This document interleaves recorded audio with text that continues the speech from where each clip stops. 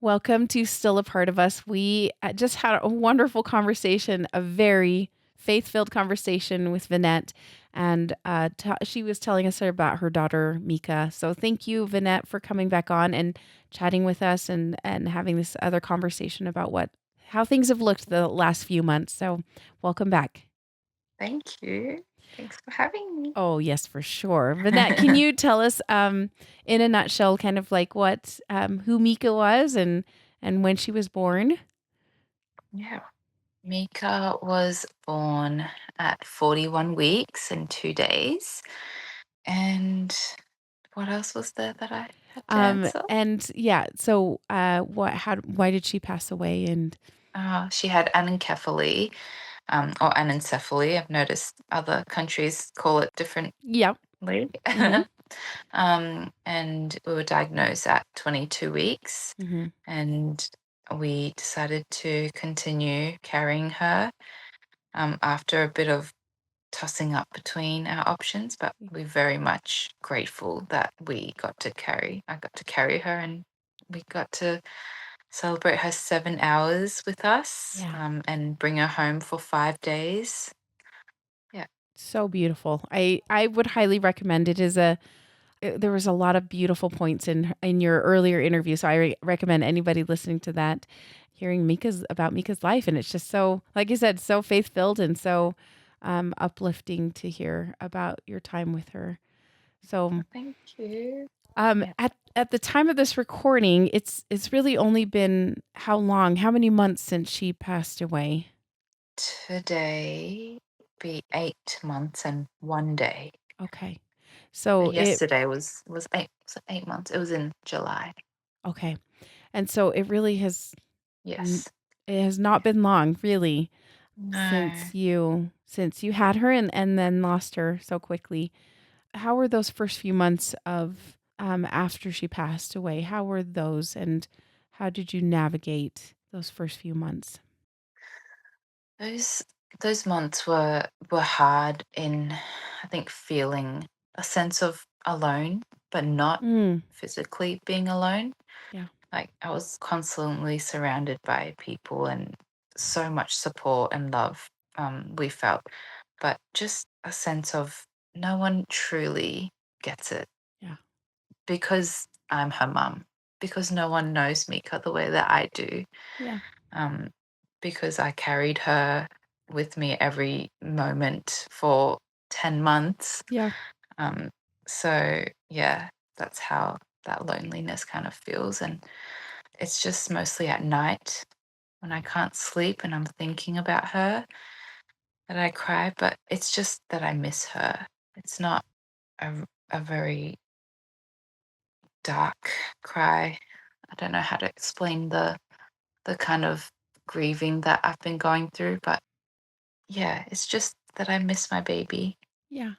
Vinat, just in the time we've chatted before these interviews and during your other interview, I feel like there's there's the sadness that's kind of tinged with some darkness and anger, I think.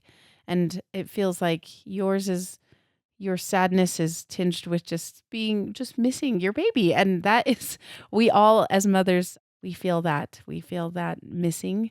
Um Yeah, but yeah, it feels like you don't have much of the anger. There's not very much anger yeah. in the No, I grief. can't say that I've had probably any anger through this whole journey with her. Um, it she just hasn't brought me any anger, Yeah, and I can totally see how it could lead to that, like yeah, going through a life experience like this. For anyone, it could lead to it. But I think just the way that our story started and the way that God led us into this, both my husband and I, it was so spirit led that we were almost prepared. yeah, Um, like He really prepared us. Just those 5 words of "I will be with you" yeah, just led me and held me through every single milestone we went through. yeah. Yeah. Yeah. It really is so such a beautiful story and testimony. It sounds like that you guys had so much support from your community, from your family, and a lot of people uplifting you and taking care of you. What were some Yeah, other things? I know you mentioned that your church took care of a meal train, and that was a big thing that yeah, really took care of you. Are there yeah. any other things that stood out that would be something that really helped you in those first several months that you want to shout out and give anybody any thanks? Um, Let me have a just having, yeah, having family and a community, even that, or anyone, a friend that's gone through loss, even a different kind of loss. I had a friend that had a stillbirth, Yeah, and we talk about our babies all the time together, and we celebrate our babies being in heaven together, and just little moments like that, so special yeah, and bring so much hope and joy. yeah. Yeah. So just finding someone, even if it's just one friend or one person who can relate. It makes a huge difference because you mentioned earlier that you felt so alone despite being surrounded by so many people. Yeah. At just because they've never experienced what you're going through, and it's hard to relate on that level. I feel Yeah. like, um, Yeah. And like, it's not to blame anyone for no, not no, no, trying to be here, but I think every mother who goes through a loss will probably say the same thing, because no one else knows your baby. yeah, No one no one had the same connection that you did, and nobody loved your baby like the way yeah, that you did. yeah, Yeah. So yeah, it's sad, but it's also so worth celebrating that we as mothers have been given this honorable job to love our babies, and we are the ones that get to have this yeah, relationship with them. yeah. So special.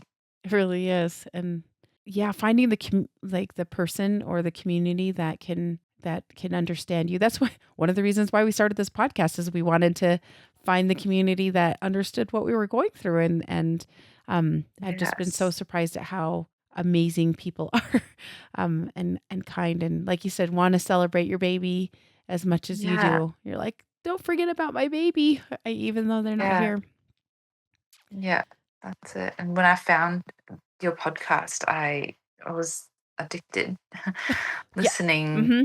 yeah, it was just so like strangely satisfying to know that other people are going through Yeah. similar situations, and these feelings are my feelings are valid, and their feelings are valid, and there's Yeah. such a wide range of grief and Yeah. scenarios. Yeah, Yeah. builds a lot of like compassion and empathy. Yes. It's helped me to at least Yeah. have that. Yeah. And I completely agree with you, and also to not feel so alone in this journey. Yeah. Because yeah, Yeah. once again, you just feel so lonely and you don't understand. And then you're like, oh, there are people that understand what I'm going through. Um, Yeah. Yeah. just yeah, even talking with you today, I was like, yeah, you understand. This is what it's like.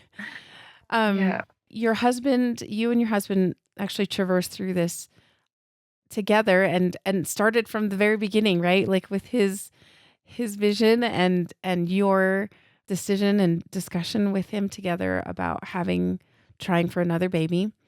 Yeah. Um, I'm curious how maybe how have you guys grieved? Have you grieved differently?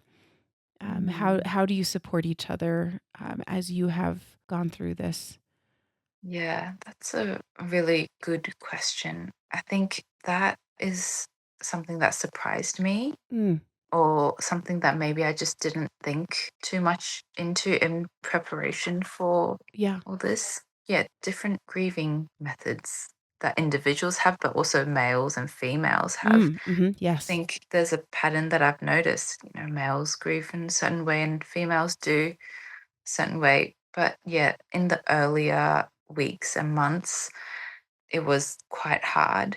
There Mm, was, we really noticed a big difference, because I was still very much in the grieving and wanting to talk about Mika a lot. But for Amaki, he like there was no sadness and almost like no grieving. Like it was Mm, quick, and he was he had done his grieving and it was done, and he's like, yeah, it was finished. And I almost wanted him to stay there a bit longer. Like I right. felt like, Yeah.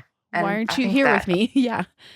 yeah, I think that's probably a motherly kind of grief. Like you almost don't want to let go of the grieving because that's how you're thinking about your baby. Yes. And like if you stop grieving, that means you're gonna, like, not that you're gonna forget, but like you can't stop.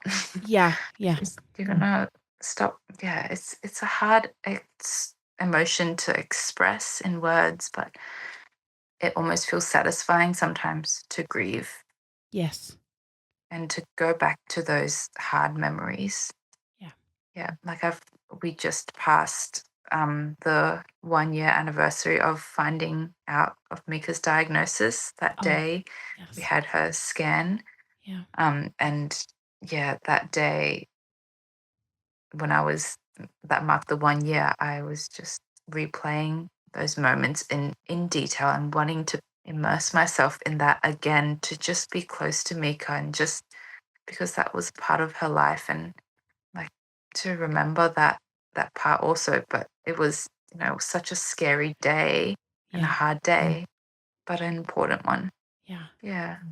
Sometimes we do I do feel like it is cathartic to Yeah. sometimes wade back into those waters of grief, right? Like, it's just sometimes it Yeah. feels like you're closer to them, Yes.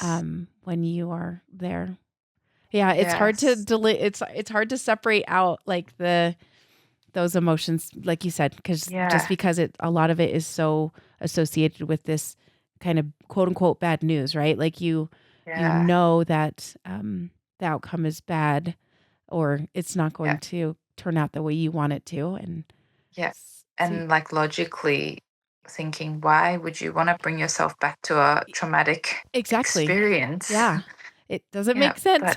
But in a strange way, it feels nice too, Yeah. and nice to, it's like you feel closer Mhm. again to remember your baby again. Yeah. Yeah. It's it's so funny. It's just we're Yeah. so funny. Yeah. And how for your children, because you have, they were what, 5 and 3 at the time, and now they're 6 and 4. How have they? I guess how have you helped them navigate the grieving process? Because little kids are, like you said, they kind of just accept a lot of things. But I'm Yeah. curious how you guys have talked about Mika, or if you bring her up often, or if the kids bring her up often, in Yeah. your household. Yeah, her name is floating around the house constantly every Hmm. day. Anytime the kids mention list of our family, it's Yeah. always mum, dad, them, and Mika, Yeah. and now the new baby. Yeah. They never forget Mika, which Yeah. is so special. And when they draw drawings, she's always in there. Yeah. We have a teddy bear. So we went out, I brought the kids out to buy Mika a cuddly toy to give to Mika Yeah. when they met her, and they got themselves one as well. Oh, like a twin To of it?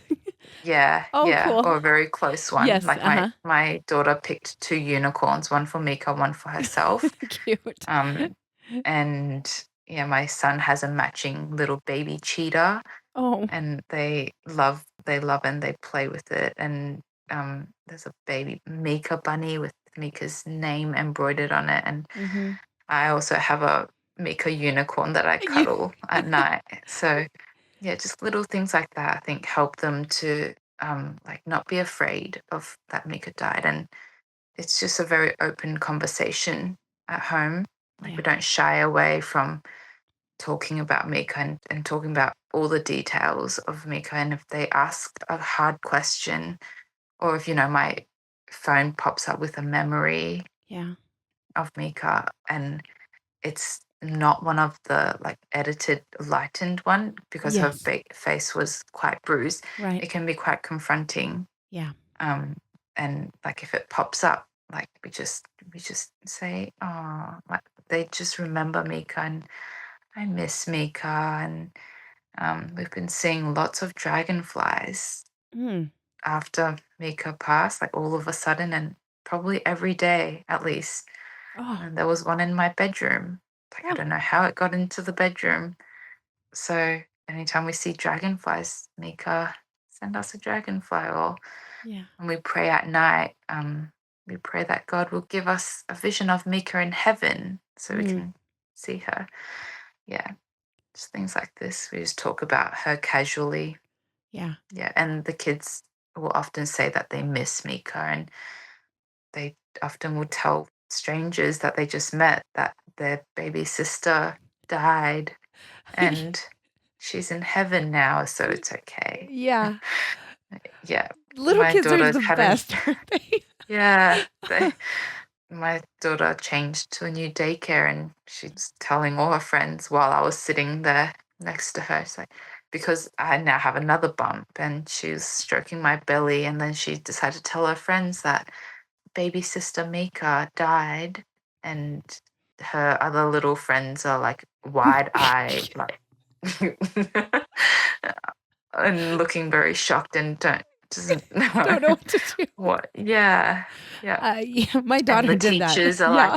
like, is this okay? And yeah, Yeah. like, yeah. But then they very quickly learn that Akira just is so comfortable Yes. talking about her sister Yeah. like that, and it's okay. Yeah. Like, we're all okay. We're all Like, okay. everyone can talk about Mika Y openly. Yeah, So and that's, I guess, how.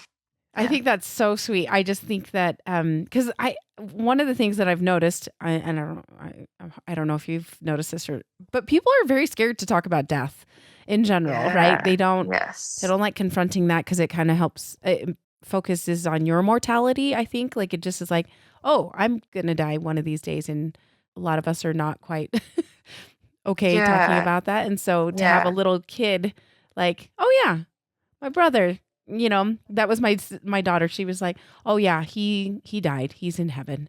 And Yeah. just so simple, and it is what Yeah. it is. Yeah. Just Yeah. so funny. Kids are funny. They And they're s- they're so funny, and they have like so much we can learn about. Like, we yes. can learn from. Like, if more Yes. people Yeah. just spoke like them, it would be a lot more comfortable for us, instead of people knowing that we had a baby who has died, but just don't address it. And it's like there's an elephant in the room, but Yep. no one wants to talk about it. Yeah. Yeah. I know bringing up the elephant in the room is tricky for a lot of people. So it's okay. Yeah.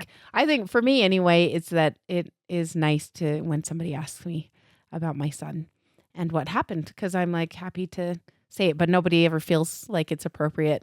So Yeah. it's Yeah. tricky. And I've also learnt, like, it's hard to answer questions, like, how Mm. many kids do you have? And Oh yes, yeah, like, it's so depends on the moment, doesn't it? Like, it who does. you're talking to and how much time you're gonna have. You're like predicting, where Yes. are we? What How many kids are do here they? right now? How Does much this time? person? Yeah. Does this person? Can they take this? Like sometimes I have to Yeah. do that too, because I'm like, Yeah. I don't know if they're. Yeah. It's gonna, Yeah. take forever. If Yes. yeah. Yeah. It's kind of a grocery store situation versus a friend situation, I feel like. Yeah. Yeah. um, Minette, I like to ask this question.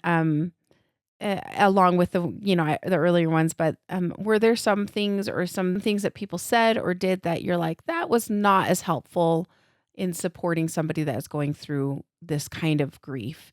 There's just a few things that I feel like can be a little bit harder if people are not super careful when they're addressing a mom that's lost a baby. Is there anything that you noticed, or don't call anybody Yeah. out per se, but just like maybe not say this type of thing? Yeah.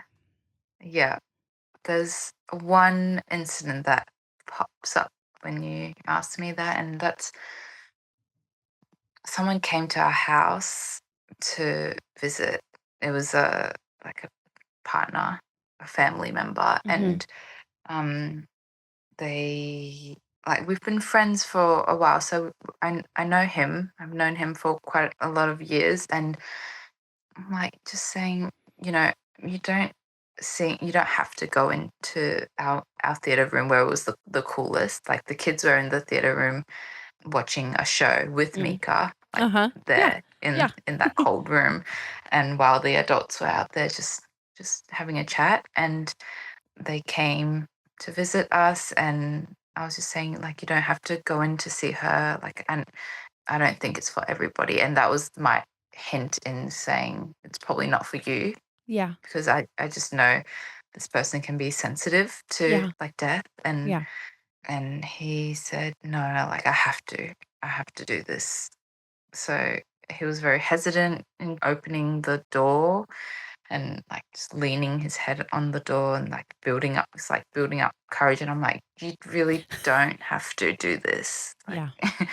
and he was adamant that he had to. So he got his partner for support, and they went in. And 2 minutes later, they came out and didn't really say anything. And I was sitting in the living room with some other family, and they just came back and started the conversation like a regular work topic. And in the middle of it, he was talking, and then all of a sudden he's like, "Oh, keep talking, keep talking. I'm having flashbacks." I'm like gesturing to Mika's direction. Oh. Oh. So yeah, Oh. and that just like I didn't know what to say in that moment. Like, what do you mean? Like flashbacks of what? And like I knew exactly what he meant, because Yeah. yeah, it was just sad, and like not everyone knew that Mika had bruising on her face, and Yeah. that the purple was from bruising, not from her body deteriorating. Yeah. And it can be confronting. Yeah. Um, it's just not something appropriate that you would say to a grieving mother that's like one day out from Yes. losing her baby. Yeah. Um, Because that you're I having flashbacks y of seeing her baby's face. yeah. And because this is one thing I think most moms who are maybe listening to this know this, like, your baby is perfect. Like, you Yeah, see your baby as just absolutely the sweetest little face, and regardless of how they do look, because 'cause they're your baby, and yeah, that is you want your babies in your head to be, like, perfect always, and to have yeah, something like that be said, that's probably that's hard to hear, like, that's hard to hear. yeah. And like I didn't realize at the time how hard that was for me, Yeah, but it's really like imprinted in my head now as a tainted memory. yeah. Like you don't want anyone to feel that about your Your baby, baby, and yeah. especially like, I warned him not to. Yes, you're like, "You And really don't have to go in." yeah, and that's like, yeah. Yeah, So that's not helpful yeah, to make any negative comments, even if the baby or, anyone that has died is not, has some imperfections. yeah, Like you just don't mention it. yeah. It's not they want to remember their baby the way they remember their baby, so, yes, Yeah. I completely agree. Yeah. That one's yeah. That one's a new one, actually. I haven't heard that before, so, um, uh, and I know that you have mentioned that you are pregnant again, Yeah. and you're expecting a baby here in the next few months, which is wonderful, but also I suspect a little concerning as well. How are you feeling with this pregnancy? Yeah. Good. Overall, good. Each scan has been a little bit nerve-wracking. Yeah. Oh, yeah. Um, I bet. yeah, like again, I didn't really realize how much the last experiences have left me, but it's almost like a maybe PTSD kind of Yes. reaction in the body when you're going through that same scenario of a scan again. Yeah. And yeah, I'm just so much more aware of what the sonographer is doing and every point that they're scanning, and if they're going over things. And Yeah. yeah, yeah. So that's a little bit more nerve wracking, I Yeah. find. But yeah, overall, it's been good. Okay. Yeah, And you yeah, guys felt at peace with making the decision to try again. I know it's a yeah, hard it's a hard decision to make, I think, after losing Yeah. a baby. Yeah, it's hard and it's scary, like Yeah. what if it happens again? And yeah, I think after Mika, like what I said in the first episode, we weren't actually sure about having a third, but after Mika, we were sure. Yeah. Like after losing her and not You having her here, we're like, we want Yeah. another one. Yeah. Yeah, yeah, and like not another one to replace her and to No. yeah, not anything like that, but to add to our family, and she'll always be our third child, and we're having our fourth. Yeah, So, yeah, exactly. Oh, yeah, that's wonderful.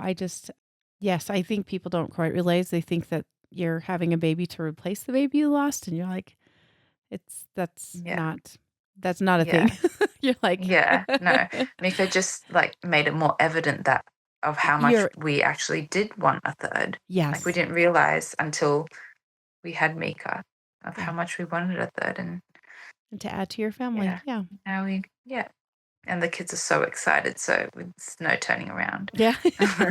Yeah. They're very excited. Yeah. Oh, that's so fun.